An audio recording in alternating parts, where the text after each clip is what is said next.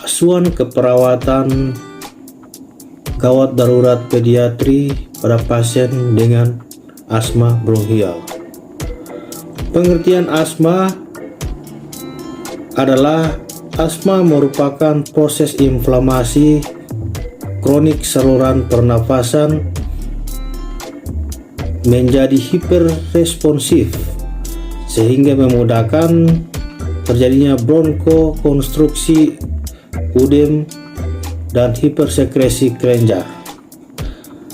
Asma dibedakan menjadi dua jenis asma bronkial, yaitu penderita asma bronkial hipersensitif dan hiperaktif terhadap rangsangan dari luar seperti debu rumah, bulu binatang, asap, dan bahan lain penyebab alergi. Yang kedua, asma kardial yang merupakan asma timbul akibat adanya kelainan jantung. Gejala asma kardial biasanya terjadi pada malam hari disertai sesak nafas yang hebat. Etiologi asma terdiri dari dua faktor, yaitu faktor imunologis dan faktor endokrin. Klasifikasi asma terdiri dari tiga, yaitu asma ringan, asma sedang, dan asma berat. Manifestasi klinis stadium dini terdiri dari faktor hipersekresi yang lebih menonjol, yaitu batuk dengan dahak bisa dengan maupun tanpa pilek, bronki basah halus, dan serangan kedua atau ketiga sifatnya hilang timbul. Wheezing belum ada kelainan bentuk toraks, ada peningkatan eosinofil darah dan IG21. Blood gas analisis BGA belum patologis. Faktor spasme bronchiolus dan udema yang lebih dominan, yaitu timbul sesak nafas dengan atau tanpa sputum, wheezing, bronki basah bila terdapat hipersekresi, penurunan tekanan parial O2. Stadium lanjut atau stadium kronik terdiri dari batuk, bronki, sesak nafas berat, dada seolah-olah tertekan, dak lengket dan sulit untuk dikeluarkan. Suara napas melemah bahkan tak terdengar atau silent chest. Toraks seperti barrel chest, tampak tarikan otot sternocleidomastoideus. Ada cyanosis, blood gas, analisis BGA PaO2 kurang dari 80%. Ronsen paru terdapat peningkatan gambaran bronkopaskuler kanan dan kiri.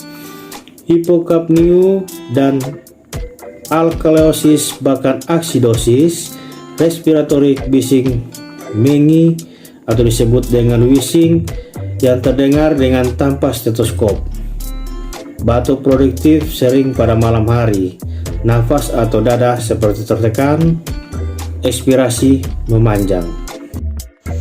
Komplikasi: bila serangan asma sering terjadi dan telah berlangsung lama, maka akan terjadi emfisema dan mengakibatkan perubahan bentuk toraks, yaitu toraks membungkuk ke depan dan memanjang. Pada foto ronsen toraks terlihat diafragma letaknya rendah, gambaran jantung menyempit, colokan hilus kiri dan kanan bertambah. Bila sekret banyak dan kental, salah satu bronkus dapat tersumbat sehingga dapat terjadi atelektasis pada lobus. Mediastinum tertarik ke atas arah atelektasis. Bila atelektasis berlangsung lama, dapat berubah menjadi bronkiektasis, dan bila ada infeksi akan menjadi bronkopneumonia. Serangan asma yang terus-menerus dan berlangsung beberapa hari serta berat dan tidak dapat diatasi dengan obat-obatan yang biasa disebut status asmatikus, bila tidak ditolong dengan semestinya dapat menyebabkan kematian, kegagalan pernafasan, dan kegagalan jantung. Pemeriksaan diagnostik: yang pertama, uji valv paru untuk menentukan derajat obstruksi. Yang kedua, foto toraks terutama pada anak untuk menyingkirkan kemungkinan ada penyakit lain. Pada pasien asma yang telah kronik akan terlihat jelas adanya kelainan berupa hiperinflamasi dan atelektasis. Yang ketiga, pemeriksaan darah. Hasilnya akan terdapat eosinofilia pada darah, tepi, dan sekret hidung. Bila tidak eosinofilia, kemungkinan bukan asma. Selain itu juga dilakukan uji tuberkulin dan uji kulit dengan menggunakan alergen. Konsep asuhan keperawatan pada pasien anak dengan asma bronkial. Pertama, pengkajian yang harus dikaji yaitu pertama biodata klien. Yang kedua, keluhan utama. Keluhan utama biasanya timbul yaitu disnu, batuk, dan mengi atau wheezing pada beberapa kasus. Yang lebih banyak paroksimal. Yang ketiga, riwayat kesehatan. Dahulu terdapat data yang menunjukkan bahwa adanya faktor predisposisi timbulnya penyakit ini. Di antaranya adalah riwayat alergi dan riwayat penyakit saluran nafas bagian bawah. Riwayat kesehatan keluarga. Klien atau anak dengan asma seringkali didapatkan adanya riwayat penyakit turunan, tetapi pada beberapa kasus tidak ditemukan adanya penyakit yang sama dengan anggota keluarga yang lainnya. Yang kelima adalah pemeriksaan fisik, meliputi pertama inspeksi, yaitu melihat warna kulit, lesi, massa, dan gangguan tulang belakang seperti kifosis, skoliosis, dan lordosis. Catat jumlah irama kedalaman pernapasan dan kesimetrisan pergerakan dada. Observasi tipe pernafasan seperti pernapasan cuping hidung, pernapasan diafragma, dan penggunaan otot bantu pernapasan. Kelainan pada bentuk dada, observasi kesimetrisan pergerakan dada, gangguan pergerakan atau tidak adekuatnya ekspansi dada, mengindikasikan penyakit pada paru atau pleura. Observasi trakea abnormal selama inspirasi yang dapat mengindikasikan obstruksi jalan napas. Yang kedua, palpasi. Dilakukan untuk mengkaji kesimetrisan pergerakan dada dan mengobservasi abnormalitas, mengidentifikasikan keadaan kulit, dan mengetahui tractile fremitus. Palpasi toraks untuk mengetahui abnormalitas yang terjadi saat inspeksi seperti massa, lesi, bengkak. Vokal fremitus yaitu pergerakan dinding dada yang dihasilkan ketika berbicara. Yang ketiga, auskultasi merupakan pengkajian yang sangat bermakna, mencakup mendengarkan bunyi nafas normal, bunyi nafas tambahan.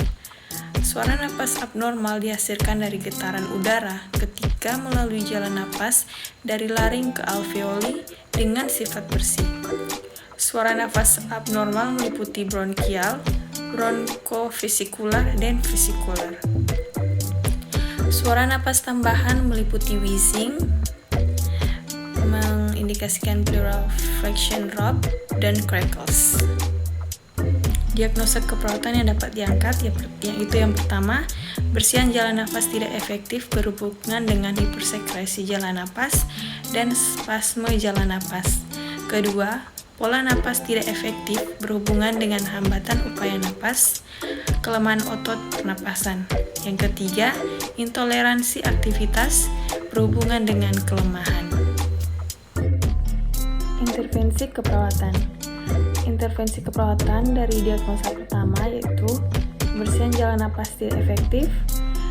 Menurut SLKI, setelah dilakukan tindakan keperawatan selama 3x24 jam, diharapkan pembersihan jalan napas membaik dengan kriteria hasil batuk efektif meningkat, produksi sputum menurun, wheezing menurun, dyspnea menurun, gelisah menurun, frekuensi napas membaik, pola napas membaik.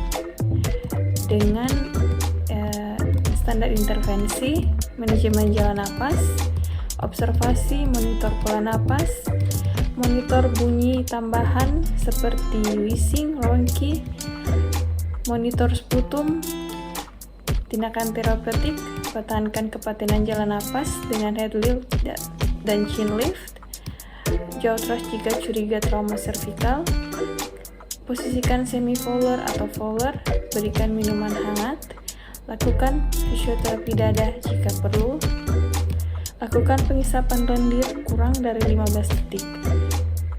Tindakan edukasi, anjurkan asupan cairan 2000 ml per hari jika tidak ada kontraindikasi. Ajarkan teknik batuk efektif. Dan tindakan kolaborasi, yaitu kolaborasi pemberian bronkodilator, ekspektoran mukolitik jika perlu. Diagnosa kedua, pola napas tidak efektif.